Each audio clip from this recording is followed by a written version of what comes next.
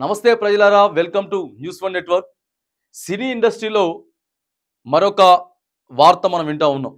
బాధాకరమైనటువంటి వార్త వింటా ఉన్నాం. సినీ ఇండస్ట్రీలో మరొక నటి చనిపోవడం కూడా ఇక్కడ మనకు కనపడతా ఉన్నది. మలయాళం నటి ఎన్నో సినిమాలలో నటించి తనకంటూ కూడా ఒక పేరును క్రియేట్ చేసుకున్నటువంటి నటి మరి సినీ ఇండస్ట్రీలో కూడా చనిపోతా ఉన్నారు. అది కూడా కొంత బాధాకరమైనటువంటి విషయం అనేది అంశాన్ని కూడా మనం ఇక్కడ చూస్తా ఉన్నాం. ముందుగా ఇక సినీ ఇండస్ట్రీలో విషాదం, మలయాళ నటి మృతి. ఇగో తానే.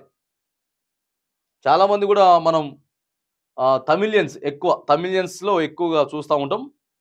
ఆ మూవీస్లలో ఎక్కువగా. ఇగో సినీ ఇండస్ట్రీలో విషాదం నెలకొంది. ప్రముఖ మలయాళ నటి కనకలత కన్నుమూసిరు. తిరువనంతపురంలోని తన నివాసంలోని ఆమె తుది శ్వాస విడిచిరు. ఆమె చాలా కాలంగా పార్కిన్సన్స్ మతిపొరుపుతో బాధపడుతున్నారు. దీంతో కోలుకోలేక మరణించారు. కాగా 22 ఏళ్లకే పెళ్లి చేసుకున్న కనకలత 16 ఏళ్ల తర్వాత తన భర్తతో విడాకులు తీసుకున్నారు.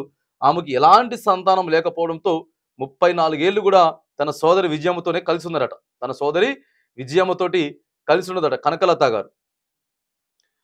ఇక కాగా కనకలత మలయాళం, తమిళ సినిమాలు, సీరియల్స్లో ఎక్కువగా నటించారు.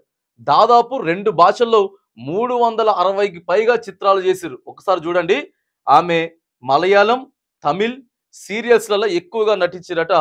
దాదాపుకు 2 లాంగ్వేజ్లు అంటే ఇక కన్నడ, మలయాళం 2 లాంగ్వేజ్లలో 360కి పైగా చిత్రాలు చేశారు అని అంటే ఆమె మరి అక్కడ ఇండస్ట్రీలో ఎంతగా పనిచేసిర్రు, ఎంత పేరు ప్రఖ్యాతులు తెచ్చుకున్నారు అనేది కూడా మనకు అర్థమవుతూనే ఉన్నది. 360 పైగా చిత్రాలు.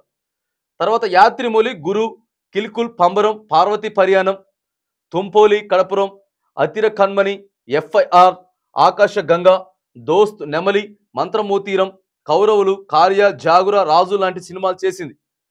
తను మంచి సినిమాలే చేసింది. ఇగో ఇది మంచి పార్వతి పరిణయం అనేది, తర్వాత మంచి సినిమాలు కూడా ఎఫ్ఐఆర్ అనేది, ఈ సినిమాలన్నీ కూడా మంచి మూవీస్లలో కూడా ఆమె యాక్ట్ చేసినటువంటి సంఘటన ఉన్నది.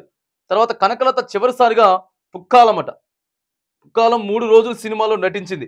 ఆమెకు చిత్ర పరిశ్రమ నుండి ఆఫర్లు వచ్చినప్పటికీ ఆరోగ్య సమస్యల కారణంగా ఆమె నటనకు విరామం తీసుకుంది. ఆమెకు మలయాళ మూవీ ఆర్టిస్ట్ అసోసియేషన్, అమ్మ ఫిల్మ్ అకాడమీ ఆర్థిక సాయంతో చికిత్స తీసుకుందరట.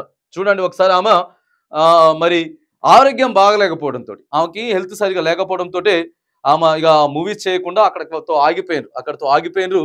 మరి మలయాళ మూవీ ఆర్టిస్ట్ అసోసియేషన్, అమ్మ, అక్కడ ఆర్టిస్ట్ పేరు అమ్మ, ఆ అమ్మ దాని పేరుతోటే ఆర్థిక సాయంతో చికిత్స చేసుకున్నారట. మరి చాలా 360కి పైగా సినిమాలలో ప్రముఖ హిట్ అయినటువంటి చాలా మూవీస్లలో కూడా ఆమె యాక్ట్ చేసినటువంటి సినీ నటి. సరే, ఏదేమైనా టాలీవుడ్ కావచ్చు లేదా బాలీవుడ్ కావచ్చు, కానీ ఒక నటి అయితే చనిపోయింది అనేది మనం ఇక్కడ చూస్తా ఉన్నాం. మరి ఆమె ఆత్మకు శాంతి చేకూరాలని అక్కడ ఉన్నటువంటి టాలీవుడ్తో పాటు బాలీవుడ్తో పాటు ఈ సినీ ఇండస్ట్రీ పెద్దలతో పాటు మనం కూడా ఈ వేదికగా కోరుతా ఉన్నాం.